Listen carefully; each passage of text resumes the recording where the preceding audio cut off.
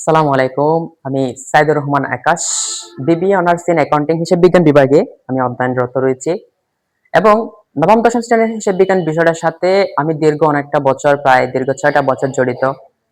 অনেক জায়গায় পাঠদান করেছি। সে এক্সপেরিয়েন্স থেকে অফলাইনে আমার যে এক্সপেরিয়েন্স সেটা কাজে লাগানো এবং অনেক শিক্ষার্থীর রিকোয়েস্ট এবং আমার অনলাইন জগতের এই ১ম পদচারণটা। আমি এসেছি এখানে ভালো একটা জিনিস দেওয়ার জন্য। আশা করি আমি এখানে ভালো একটা জিনিস করতে পারবো। আশা করি আপনারা আমার পাশে থাকবেন। চলেন আজকের একটা টপিকস নবম দশম শ্রেণীর শিক্ষার্থীদের জন্য হিসাব সমীকরণের প্রভাব। এই হিসাব সমীকরণের প্রভাবটা আমি সলভ করি। এখানে হিসাব সমীকরণের প্রভাবটা আসলে ২টা নিয়ম। প্রথমটা হচ্ছে এখানে আমার গড়টা করতে জানতে হবে। আমরা স্টুডেন্টরা সবসময় যে জিনিসটা ভুল করি সেটা হচ্ছে গড়টা করতে। এই গড় করার সময় অনেকে ভুল করি। কেন আমি যদি মুখস্থ একটা নিয়ম শিখলাম, এই গড়টা করলাম, করার পরে দেখা গেল আমার একটা অঙ্কের ফরম্যাট টপিকসটা ভিন্ন ভিন্ন হয়, তারিখটা ভিন্ন ভিন্ন হয়, যার কারণে আমি গড়টা একটু করলাম, সেটা মুছে দিয়ে আবার করলাম, এত কাটাছিড়া করে প্যারা করার পরে অঙ্ক যাবে চাঁদের দেশে, আপনি থাকবেন পরীক্ষার হলে। যাক, বিষয়টা হচ্ছে আজকে সলভ করাবো খুব সুন্দর মাধ্যমে। প্রথমে আমরা যাবো এখান থেকে গড়টা নির্ণয় করতে পারবো। আপনি যদি এখানে গড়টা করতে পারেন তাহলে আপনার জন্য অঙ্কটা একদম ইজি। এমন ইজি হবে একদম ক্লাস 1 থেকে 2 ছেলে মেয়েরও পারা যাবে। ভাই চাপানা আসেন কই। প্রথমে অঙ্কটা যদি পড়ি, প্রশ্ন নাম্বার ছিল ১, ২, ৪, ৯ তারিখের লেনদেন দ্বারা প্রমাণ করো যে এ সমান এল প্লাস ওই। প্রথম তারিখটায় আসেন কি বলছে দেখেন, জেমস ট্রেডার্স ২০২৫ সালের ১ জানুয়ারি তারিখে নগদ ১,২০,০০০ টাকা ও ৭০,০০০ টাকার আসবাবপত্র নিয়ে ব্যবসা শুরু করেছে। হ্যাঁ, এখন এখান থেকে আমি জাবেদা পড়বো। প্রথমে জাবেদা কেন পড়তেছি একটু পরে বুঝাবো। পড়তেছি দ্বিতীয় অধ্যায় কিন্তু করার ৬ষ্ঠ অধ্যায়ের জাবেদা কেন একটু পরে বুঝাবো। একটু ধৈর্য ধরতে হবে ভাই। ১৫টা মিনিট সময় দাও, তোমাকে আমি এই অঙ্কটা একটু ইজি করে দেবো। আসেন প্রথমে দেখো, আমার নগদ এনেছি ১ তারিখে, তার মানে আমার নগদ টাকা বাড়ছে। তাহলে আমার ১ তারিখের জাবেদাটা কি দাঁড়াইলো? নগদান হিসাব ডেবিট। নগদান হিসাব ডেবিট। আচ্ছা, ১,২০,০০০। ১,০০,০০০ কয় হাজার? ২০। এই জিনিসটা গেল। একই তারিখে আমি ৭০,০০০ টাকার একটা আসবাবপত্র কিনে এনেছি। তাহলে আমার একটা আসবাবপত্র বাড়ছে। আসবাবপত্র সম্পদ বাড়লে ডেবিট। তাহলে আমার আসবাবপত্র হিসাবে ডেবিট লিখলাম। আসবাবপত্র হিসাব ডেবিট, সেখানে লিখলাম ৭০,০০০ টাকা। কয় হাজার? ৭০,০০০ গেল। এখন দুইটা তারিখের নগদ টাকাও দিছে মালিক, আসবাবপত্র দিছে মালিক। তার মানে দুটো জিনিসের যখন মালিক দিছে ১ তারিখে, এটা হবে মূলধন। কেন? ১ তারিখে মানুষ ব্যবসা শুরু করার সময় মূলধনে দেয়, আর মূলধন হয় সবসময় ক্রেডিট। তাহলে মূলধন হিসাব ক্রেডিট দুইটা যোগ করে, তাহলে এটা জাবেদা হলো মূলধন হিসাব ক্রেডিট। এখানে আছে ১,২০,০০০, এখানে ৭০ যোগ করলে হয় ১,৯০,০০০ টাকা। ১ তারিখ গেল। এরপর আসেন ২ তারিখে। ২ নম্বর তারিখে কি বলা হচ্ছে? ৫০,০০০ টাকা ব্যাংকে জমা দিয়ে একটা হিসাব খোলা হলো। আপনি ব্যাংকে জমা দিচ্ছেন, ব্যাংকের টাকাটা বাড়ছে, আপনার পকেট থেকে নগদ টাকাগুলো চলে গেছে। তো ব্যাংকের সম্পদ, নগদের সম্পদ, একটা সম্পদ বাড়ছে, একটা সম্পদ কমছে। যে জিনিসটা বলতে চাচ্ছি, হ্যাঁ, একটা সম্পদ বাড়ছে, আমার ব্যাংক বাড়ছে। হ্যাঁ, তাহলে ব্যাংক হিসাব ডেবিট। তাহলে আমার জাবেদা হবে কি? ব্যাংক হিসাব ডেবিট। ব্যাংক হিসাব ডেবিট, নগদান হিসাব ক্রেডিট। ব্যাংক হিসাব ডেবিট, নগদান হিসাব ক্রেডিট। ২ তারিখের জাবেদাটা গেল ভাই। জাবেদা কেন করেছি একটু পরে, একটু ধৈর্য ধরতে হবে। এখন আসেন ৪ নাম্বার প্রশ্ন। ৪ নাম্বার বলছে বেলালের থেকে ৪৫,০০০ টাকার পণ্য হবে, মানে ৪৫,০০০ টাকার পণ্য ক্রয় করে নগদে দিয়ে দিছি আমরা ২০,০০০, চেকে দিয়ে দিছি ১৫,০০০ টাকা। ওকে, তার মানে দেখেন আমি সর্বপ্রথম পণ্য কিনেছি, পণ্য যেটা পরিশোধ করেছি সেটা কিভাবে দিয়েছি সেটা বিষয়টা পরে। আগে দেখো আপনি পণ্য কিনেছেন, পণ্য ক্রয় করলে আমার থেকে টাকা চলে যাবে, যার কারণে এটা ব্যয়। যার কারণে এটা কি? ব্যয়। ব্যয় বাড়লে সবসময় ডেবিট। আমি ৪৫,০০০ টাকার পণ্য কিনেছি, পুরো ৪৫,০০০ টাকার ক্রয় হিসাব ডেবিট করবো। ক্রেডিট কি হবে সেটা একটু পরে। তাহলে আমি ৪ তারিখে জাবেদাটা লিখলাম ক্রয় হিসাব ডেবিট। ক্রয় হিসাব ডেবিট ৪৫,০০০ টাকা। ক্রয় হিসাব ডেবিট কয় হাজার টাকা? ৪৫,০০০ টাকা। আচ্ছা, একটা গেল।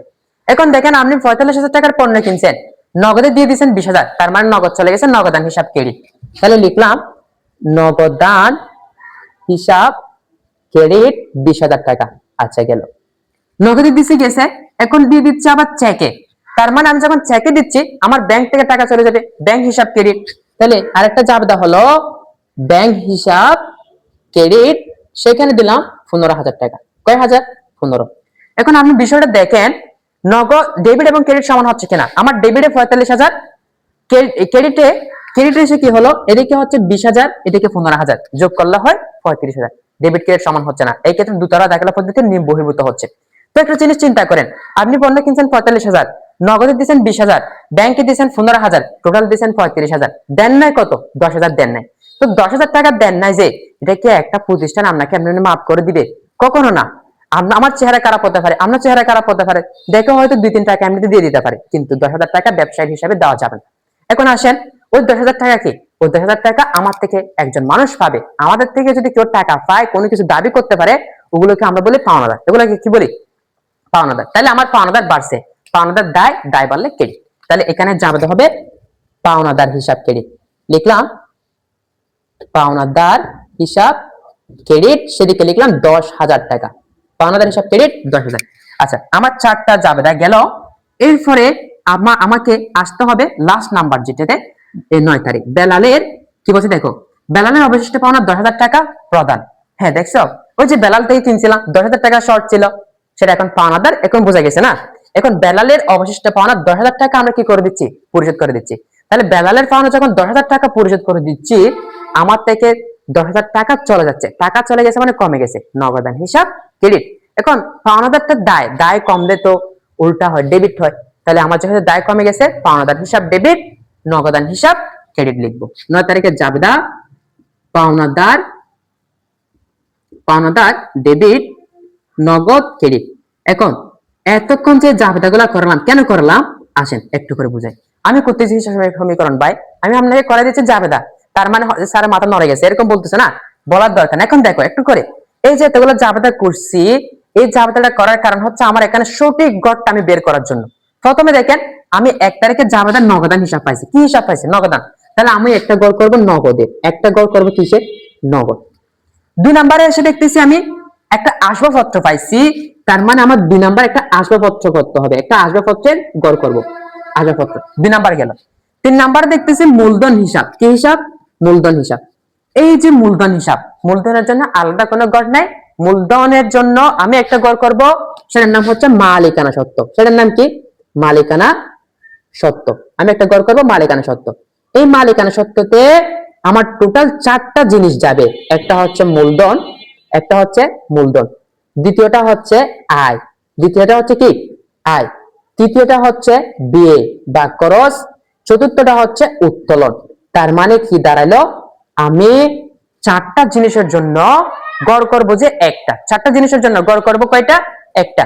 তাহলে সেটা হচ্ছে কি? মালিকানা সত্ত্ব। মূলধনের জন্য মালিকানা সত্ত্ব, আয়ের জন্য মালিকানা সত্ত্ব, ব্যয়ের জন্য মালিকানা সত্ত্ব, উত্তোলনের জন্য মালিকানা সত্ত্ব। তবে এখানে মূলধন আসলে যোগ হবে, আয় আসলে যোগ হবে, ব্যয় আসলে বাদ হবে, উত্তোলন আসলে বাদ হবে। তাহলে 3টা পেলাম আমি, 3টা, একটা জাবেদায় 3টে হিসাব পাইছি, 3টে গড় করে ফেলছি।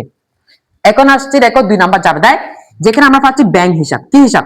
তাহলে ব্যাংক, আমি একটা গড় করব ব্যাংকের, আমি একটা গড় করব ব্যাংক। তাহলে আমি একটা গড় করলাম ব্যাংক, তাহলে টোটাল গড় হলো 4টা। এরপর আসছে নগদ, আমি নগদের গড় আগে একবার করেছি, যার কারণে আর করব না, কারণ একটা হিসাবের জন্য একটা গড়ে করতে হবে আপনার। এরপর আসছে ক্রয় হিসাব, পণ্য কিনলে আপনার থেকে টাকা চলে যায়, এটা খরচ, খরচ বা ব্যয়। ব্যয়ের গড় হচ্ছে মালিকানা সত্ত্ব, ব্যয় মালিকানা সত্ত্ব বাদ দেন, গড় করার দরকার নেই। এরপর দেখেন নগদান হিসাব, নগদান হিসাব একবার করেছি, আর করব না, প্রত্যেকটা হিসাবের জন্য একবার। ব্যাংক হিসাব একবার করেছি, আর করতে হবে না। এরপর আসছে আমাদের লাস্টে পাওনাদার হিসাব। হ্যাঁ, একটা পাওনাদারের গড় করতে হবে। পাওনাদার হচ্ছে দায়, আমি একটা গড় করব পাওনাদারের, একটা গড় করব পাওনাদার। এরপরে তারিখ 9 তারিখ লাস্ট, সেখানে পাওনাদার আসছে, তো পাওনাদারের গড় তো করে ফেলছি, আর করবো কেন, একবারে করব। এরপর আসছে নগদ, আমি একটা নগদের গড় করব, তাহলে শেষ। আমি টোটাল নগদের গড় আগে করছি, সেজন্য আর করবো না। এখন আমি টোটাল গড় পাইছি 1 2 3 4 5টা গড় পাইছি। কয়টা স্যার? 5টা গড় পাইছি। এখন এই 5টা গড় আমার এখানে একটা এঁকে নিতে হবে। সবসময় একটা জিনিস মনে রাখতে হবে, আমি একটা গড় করব a সমান l প্লাস ওই। এখন আপনাদের মনে এই যে গড়টা বের করছি, এটাতে কিন্তু বুঝছেন। এখন আমাদের মনে আরেকটা প্রশ্ন ঘুরতেছে, স্যার আমরা পরীক্ষায় কি এভাবে গড়গুলা বের করব? না, কেন করবা? পরীক্ষাতে তো আপনার এতগুলো সময় থাকবে না। আপনি যখন শুরুতে একটা জিনিস বিষয়টা শুরু করতেছেন, তাহলে বিষয়টা বেসিক থেকে বুঝতে হবে। এখন আপনি বেসিকটা স্ট্রং করে ফেলছেন, এরপর বেসিকটা যখন যত দ্রুত হয়ে যাবে, এরপর অঙ্ক করতে বসলে আপনার মাথার মধ্যে এটা অঙ্কটা করে ফেলতে পারবেন। তো প্রথমে আমি বোঝানোর জন্য আমাদের এটা বেসিক থেকে লিখে দিছি, এটা প্যারা নেওয়ার দরকার নেই, পরীক্ষা করার কোনো দরকার নেই, সময় নষ্ট করতে আমি বলবো না। তো যে কোনো সময় গড় করবো a সমান l প্লাস o।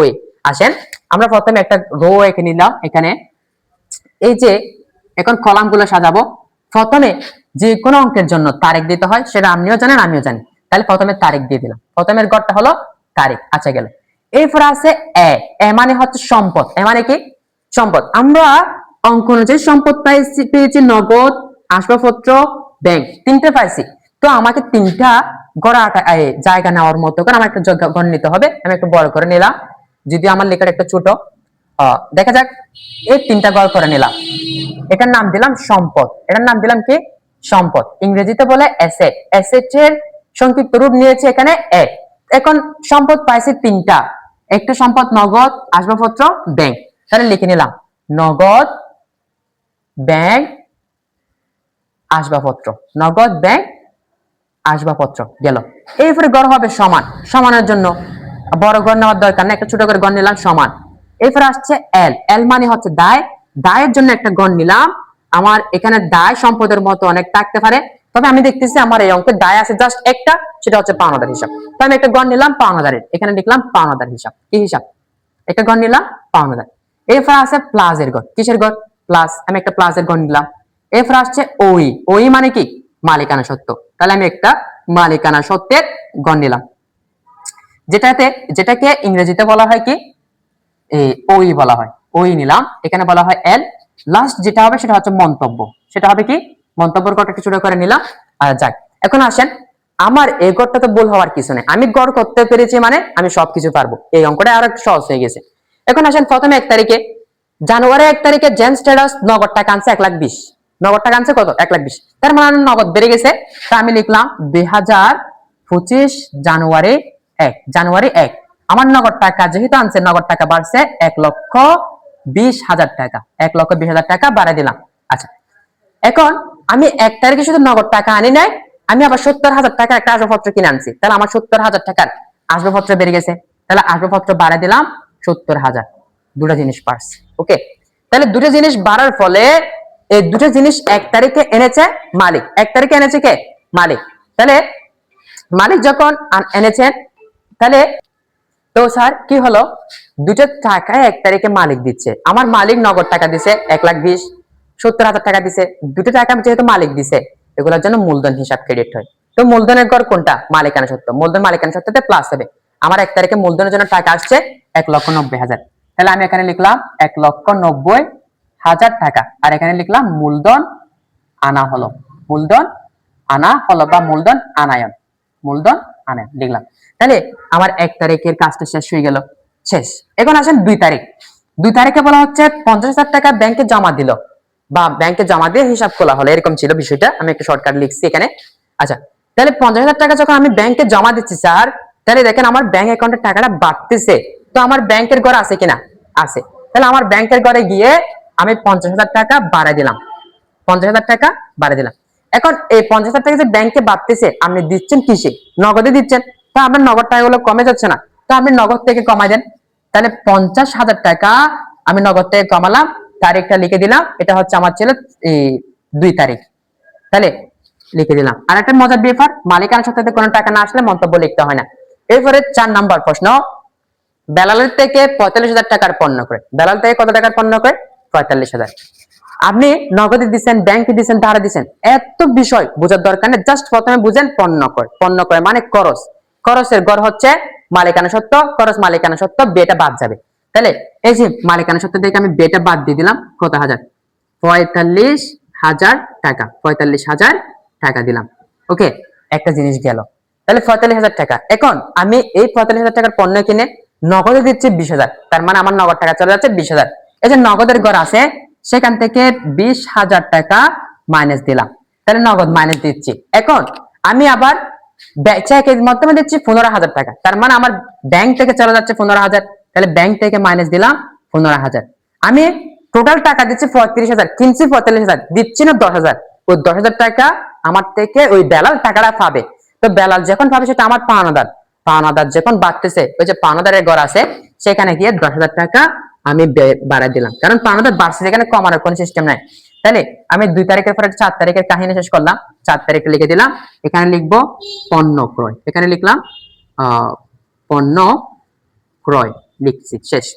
এরপরে 4-এর পরে আছে আমাদের 9 তারিখ। ওই যে 9 তারিখ বলছে বেলালের অবশিষ্ট পাওনা 10,000 টাকা পরিশোধ করা হলো। ওই যে বেলালকে 10,000 টাকা দাও নাই বলছিলাম, সেটা তো আমরা বুঝে নিছি। যে এখন সরাসরি প্রশ্নের মধ্যে শিওর হলাম বেলালের 10,000 টাকা পরিশোধ করতেছি। এখন বেলালকে যখন আমি 10,000 টাকা পরিশোধ করতেছি, বেলাল আমার থেকে 1 টাকা পাবে না, তার মানে পাওনাদার বেলাল কমে যাবে। তাহলে পাওনাদার কমাই দিলাম 10,000, পাওনাদার কমাই দিলাম 10,000 টাকা। এখন আরেকটা কথা, আমি বেলালকে দিছি কিসে? নগদ টাকা। যখন নগদে দিছি, আমার নগদ থেকে মাইনাস করে দিবে। এখন যদি ব্যাংকে দিতাম, ব্যাংক থেকে মাইনাস করে দিতাম, কিন্তু দিছি বিষয়টা নগদে, তো যার কারণে আমি নগদ থেকে কমাই দিচ্ছি 10,000 টাকা। তারিখটা হচ্ছে 9, লিখে দিলাম। মালিকানা সত্ত্বে টাকা আসে নাই, মন্তব্য লেখারও দরকার নাই, সবগুলো এন্ট্রি লেখা শেষ। এরপরে গড়টা করতে হবে 2 নিয়মে, মানে এই অঙ্কটা 2টা নিয়মে করা যাবে স্যার। একটা হচ্ছে উদ্দীপ্ত, এখানে তারিখের পাশে করা যায়, আর একটা হচ্ছে উদ্দীপ্ত আমরা একদম নিচে করি। নিচে করলে একটু সহজ লাগে, বিষয়টা তোমাদের বুঝাতে আমাদের সহজ লাগে, তোমরা বুঝো সহজে, যার কারণে আমি এই নিয়মে করে। তবে দুটো নিয়মে সেম, কোনো স্যার ভুল বলতে পারবে না, আপনার অঙ্কের আনসারটা মিললে ঠিক আছে। কথা বুঝতে পারছি? এখন আমি সবগুলো এন্ট্রি তোলার পরে আমি 2টা গড় করব। একটা গড়ের নাম দিব স্যার উদ্দীপ্ত, আর একটা গড়ের নাম দিব যোগফল। প্রথমে দিলাম উদ্দীপ্ত, দিলাম ওকে, এটা উদ্দীপ্ত, এটা লিখলাম যোগফল, যোগফল। আচ্ছা, এখন উদ্দীপ্তের কাজ হচ্ছে সবগুলো গড় যোগ বিয়োগ করে এখানে নামানো। প্রথমে আছে 1,20,000, 1,20,000 থেকে 50,000 চলে গেলে আমাদের থাকে 70,000, 70 থেকে 20 চলে গেলে 8 থেকে 50,000, 50 থেকে 10 চলে গেলে 8 থেকে 40,000 টাকা। মার হাবা। আচ্ছা গেল। এরপর আসেন ব্যাংক, ব্যাংকে আসছে 50,000 যোগ 15,000 মাইনাস 50 থেকে যখন 15,000 চলে যাবে, তাহলে 8 টাকা থাকে কত? 8 থাকে 35,000 টাকা। 8 থাকে কত? 35, লিখলাম 35,000 টাকা। আচ্ছা গেল। এখানে দেখা যাচ্ছে আসবাবপত্র যা 70,000 টাকা আছে, কোনো যোগ বিয়োগ নাই, সরাসরি 70,000 টাকা নেমে যাবে। আমি 70,000 এখানে সরাসরি বসে দিলাম। এখন আসেন পাওনাদারের বেলায়। পাওনাদার এখানে 10,000 যোগে ছিল, 10,000 মাইনাস, তো সমান সমান আনসার হলো আন্ডা বা নীল ব্যালেন্স, কোনো কিছু নাই। আচ্ছা, এখন এখানে আসতেছে প্লাস, এখানে ছিল সমান। এখন এখানে মালিকানা সত্ত্ব ছিল 90,000, একটা বাদ ছিল 45,000, 90 থেকে 45 চলে গেলে 8 থেকে 1,45,000 টাকা, 1,45,000 টাকা। আচ্ছা গেল। এখন আসেন যোগফলের কাজ। যোগফলের কাজ, এই যে সম্পদ পেলাম 1 2 3, তিনটা সম্পদ যোগ করে এখানে নামা দিব। 70 সাথে 35 যোগ করলে হয় 1,05,000, 1,05,000 সাথে 40 যোগ করলে হয় 1,45,000 টাকা। ক্লোজ করে দিব। এখানে সমান। এখন এখানে বলছে দায় যোগ মালিকানা সত্ত্ব, যে দায়ের সাথে যোগ মালিকানা সত্ত্ব করেন, দায় দেনে 0, এখানে ছিল শুধু 1,45,000 টাকা, তাহলে আমি লিখে দিলাম 1,45,000 টাকা এবং ক্লোজ করে দিলাম। তার মানে আমার দুদিকে আনসার মিলছে, দুদিকে আনসার মিলছে মানে আমার অঙ্কটা সঠিক। তবে আমি যদি ভুল করে মেলা দিই তাহলে তো সঠিক হবে না। বিষয়টা আশা করি বুঝতে পারছি। ভালো থাকবেন, সুস্থ থাকবেন এই কামনা করি। এইভাবে ক্লাসটা শেষ করলাম।